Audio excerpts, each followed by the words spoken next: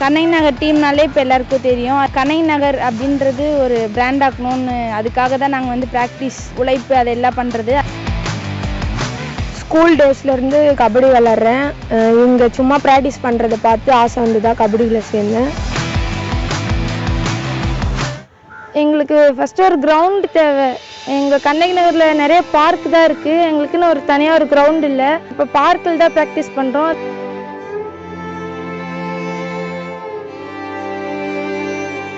National matches international மேட்சஸ்லாம் எல்லாம் advance லெவலில் ஆயிடுச்சு. அதெல்லாம் நமக்கு மேட் சிந்தட்டிக் மேட் ரொம்ப முக்கியமாக தேவைப்படுது. இப்போ மழை பெஞ்சுது அப்படின்னா ஒரு 1 ஹவர் மழை பெஞ்சா அடுத்து 3 நாளைக்கு நம்ம ப்ராக்டிஸ் பண்ண முடியாத சூழல் இங்கே இருக்கு. சென்னை கண்ணகி நகரை தேசிய அளவில் கவனம் பெற செய்தவர்கள் கண்ணகி நகர் பெண்கள் கபடி குழுவினர்.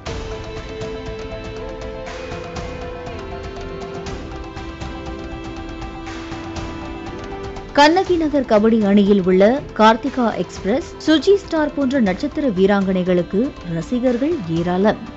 மதுரை வண்டியூரில் நடைபெற்ற ஓபன் டோர்னமெண்ட் போட்டியில் ரயில்வேஸ் அணிக்கு எதிராக கண்ணகி நகர் அணியினர் மோதிய போட்டி இன்றளவும் பேசப்பட்டு வருகிறது.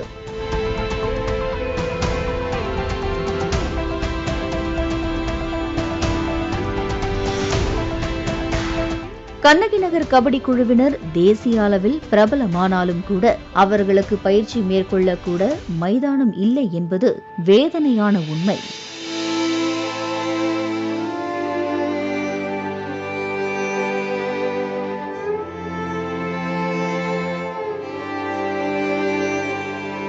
இதுகுறித்து பேசிய அணியின் கேப்டன் சுஜி, முதலில் கபடி விளையாட உடைகள் அணிவதற்கு கூட வீட்டில் எதிர்ப்பு எழுந்ததாக தெரிவித்துள்ளார்.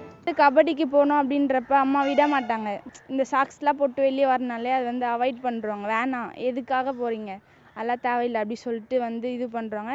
இப்போல்லாம் அப்படி இல்லை. வீட்டில் வந்து நம்மளே வந்து கொஞ்சம் தயங்கினாலும் அது என்ன இவ்வளோ இப்படி ஆகிட்டோம்ல, இதுக்கப்புறமா என்ன தயக்கம், பரவாயில்ல போட்டுக்கோ அப்படி சொல்கிற அளவு இப்போ வளர்ந்துச்சு. தேசிய அளவில் தங்கப்பதக்கம் வென்ற கபடி வீராங்கனை கார்த்திகா இது குறித்து பேசிய போது, மணல் தரையில்தான் பயிற்சி செய்து வருவதாகவும் அதிலும் மழை வந்தால் பயிற்சி செய்ய முடியாது எனவும் தெரிவித்துள்ளார். எங்களுக்கு ஃபர்ஸ்ட் ஒரு கிரவுண்டு தேவை. எங்கள் கண்ணகி நகரில் நிறைய பார்க் தான் இருக்குது. எங்களுக்குன்னு ஒரு தனியாக ஒரு கிரவுண்ட் இல்லை. கிரவுண்டு இப்போ பார்க்கில் தான் ப்ராக்டிஸ் பண்ணுறோம். அது ஆஃப் மேட் தான் இருக்கிறதுனால அது பண்ண வசதியாக இல்லை. இங்கே நிறைய பிளேயர்ஸ் வந்து சேர்றாங்க. அவங்களுக்குலாம் கோச்சிங் கொடுக்குற அளவுக்கு ஒரு பிளேஸ் இல்லை எங்களுக்கு. இது குறித்து பேசிய கபடி வீராங்கனை கிருத்திகா, தங்களுக்கு விளையாடுவதற்கான இடம் மற்றும் வசதிகள் தேவைப்படுகிறது என்கிறார். இங்கே எப்போவுமே ப்ராக்டிஸ் வந்து மட்டில் தான் பண்ணுவோம். ஏன்னா கிரவுண்டு எதுவுமே கிடையாது. நாங்கள் சும்மா மண்ணில் விளையாடி தான் இவ்வளோ தூரம் வந்து பயணம் பண்ணியிருக்காங்க எல்லாருமே. அதனால் எங்களுக்கு ஒரு இன்டோர் ஸ்டேடியம் இருந்தால் நல்லாயிருக்கும். இங்கே நிறைய பேர் நிறைய அச்சீவ் பண்ணிகிட்டு இருக்காங்க கண்ணகி நகர் டீமில். அதனால் கவர்மெண்ட்லேருந்து நிறைய எங்களுக்கு சப்போர்ட் பண்ணால் கொஞ்சம் நல்லாயிருக்கும். அதே மாதிரி நிறைய ஸ்பான்சர் பண்ணாலும் நல்லாயிருக்கும் சார். இது குறித்து பேசிய கபடி பயிற்சியாளர் ராஜி, தமிழ்நாடு முதலமைச்சர் கோப்பையை கடந்த ஆண்டு வென்றோம்.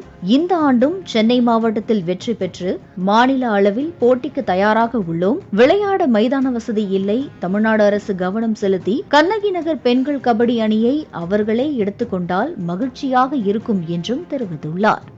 தமிழ்நாடு டீம் சார்பாக ரெப்ரசன்ட் பண்ணி விளையாடுறாங்க, இவ்வளோ அச்சீவ் பண்ணுறாங்க. இப்போ இந்த டீமுக்கு தமிழ்நாடு கவர்மெண்ட்டே எடுத்துக்கணும்னு என்னோட ஒரு ரிக்வெஸ்ட்டு. இவங்களுக்கு தேவையான எல்லா சப்போர்ட்டு, அவங்களுக்கு தேவையான ஒரு ஜிம்மாக இருக்கட்டும், இண்டோராக இருக்கட்டும், ஃபுட்டாக இருக்கட்டும், இது எல்லாமே தமிழ்நாடு கவர்மெண்ட்டு சப்போர்ட் பண்ணணுன்றது என்னோட ஒரு கோரிக்கை. பாலிமர் செய்திகளுக்காக ஒளிப்பதிவாளர் சசிதரன் உடன் செய்தியாளர் பாண்டியராஜன்.